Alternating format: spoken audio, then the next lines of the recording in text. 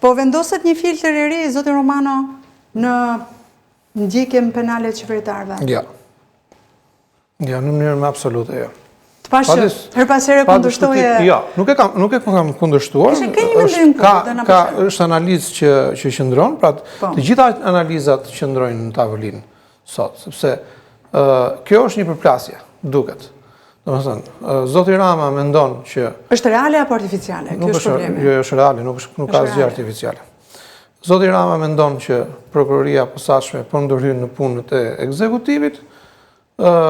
Prokuroria e posaçme mendon që qeveria po ndërhyn në punët e akuzës, kështu që është momenti i dur për të ndryshuar rregullat e lojës. Zoti Rama zgjodhi rrugën institucionale për ta zgjidhur, pra jo drejtua gjykatës kushtetuese. Gjykata kushtetuese këtë problematik nuk e zgjidhi dot. Pra, zoti Rama kërkonte që të respektojë një dispozit të kushtetutës për sa i përket imunitetit të ministrave, të cilin e ka konsideruar që është i barabartë me imunitetin e deputetit, ndërkohë që gjykata kushtetuese nuk e zgjidhi dot këtë çështje. Pra, nuk i dha dot një vendimmarrje kësaj situate. Zoti Rama mendon që mund ta zgjidhi në rrugën dytësore, le të themi, pra duke bërë një ndryshim minimal, le të themi, në dispozitën 242 të kodit të procedurës penale, që do të thotë pezullimit kërkon që të japi domosdoshmërisht imunitet.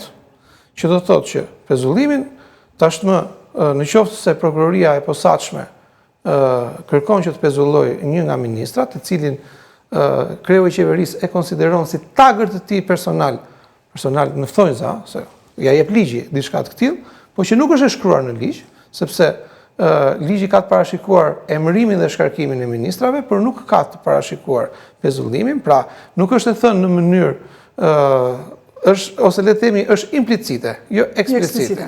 Që do të thotë që duhet jetë e nënkuptuar. Tashi, ky nuk është faj i akuzës, nuk është edhe faj i qeverisë, është faj atyre që i kanë bërë këto ligje.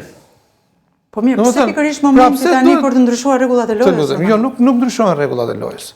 Zoti Rama thotë, nuk shikon një lloj dystandardësie në retorikën politike të mbretit? Jo. Të Ramës? Jo, fare.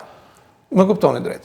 Zoti Rama thotë, në qoftë se ti do të merresh me ministrat, me qeverinë, do më pyesësh mua.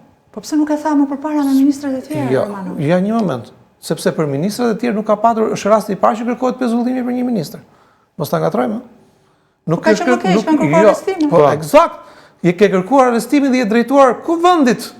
Dhe për kuvendin, unë kam rezervat e mia dhe për këtë rast. Jo, ka pas dhe dorëheqje. Dakor, unë kam rezervat e mia dhe për këtë rast.